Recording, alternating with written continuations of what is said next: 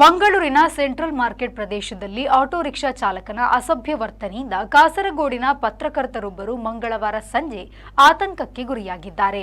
ಕಾಸರಗೋಡು ಪತ್ರಕರ್ತರೊಬ್ಬರು ತಮ್ಮ ಕುಟುಂಬದವರೊಂದಿಗೆ K A 19 D 9211 ನೋಂದಾವಣಿ ಸಂಖ್ಯೆಯ ಆಟೋ ರಿಕ್ಷಾದಲ್ಲಿ ಸೆಂಟ್ರಲ್ ಮಾರ್ಕೆಟ್ನಿಂದ ಸಿಟಿ ಸೆಂಟರ್ ಕಡೆಗೆ ಪ್ರಯಾಣಿಸುತ್ತಿರುವ ಮಧ್ಯೆ ಚಾಲಕ ಪ್ರಯಾಣ ಮಧ್ಯದಲ್ಲಿ ಯಾವುದೇ ಕಾರಣವಿಲ್ಲದೆ ವಾಹನವನ್ನು ರಸ್ತೆ ಮಧ್ಯೆ ನಿಲ್ಲಿಸಿ ಪ್ರಯಾಣಿಕರನ್ನ ಇಳಿಯುವಂತೆ ಒತ್ತಾಯಿಸಿರುವುದಾಗಿ ದೂರು ನೀಡಲಾಗಿದೆ.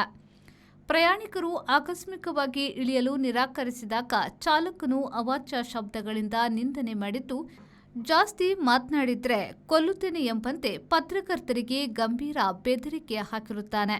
ಈ ಸಂದರ್ಭ ಅವರ ಕುಟುಂಬದವರು ಜೊತೆಯಾಗಿ ಇದ್ದ ಕಾರಣ ಈ ಘಟನೆ ಕುಟುಂಬವನ್ನ ಆತಂಕಕ್ಕೊಳಪಡಿಸಿರುವುದಾಗಿ ದೂರು ಕೊಡಲಾಗಿದೆ. ಸಾರ್ವಜನಿಕ ಸಾರಿಗೆ ಸೇವೆಯಲ್ಲಿ ಈ ರೀತಿಯ ವರ್ತನೆ ಕಾನೂನುಬಾಹಿರವಾಗಿದ್ದು, ಚಾಲಕನ ವಿರುದ್ಧ ತಕ್ಷಣ ಕ್ರಮ ಕೈಗೊಳ್ಳಬೇಕೆಂದು ಪತ್ರಕರ್ತರು ಸಾರಿಗೆ ಅಧಿಕಾರಿ ಹಾಗೂ ಪೊಲೀಸರಿಗೆ ನೀಡಿದ ದೂರಿನಲ್ಲಿ ಉಲ್ಲೇಖಿಸಿದ್ದಾರೆ. ರೆಹಮಾನುದ್ಯಾವರ ವಿ4 ನ್ಯೂಸ್ ಮಂಜೇಶ್ವರ.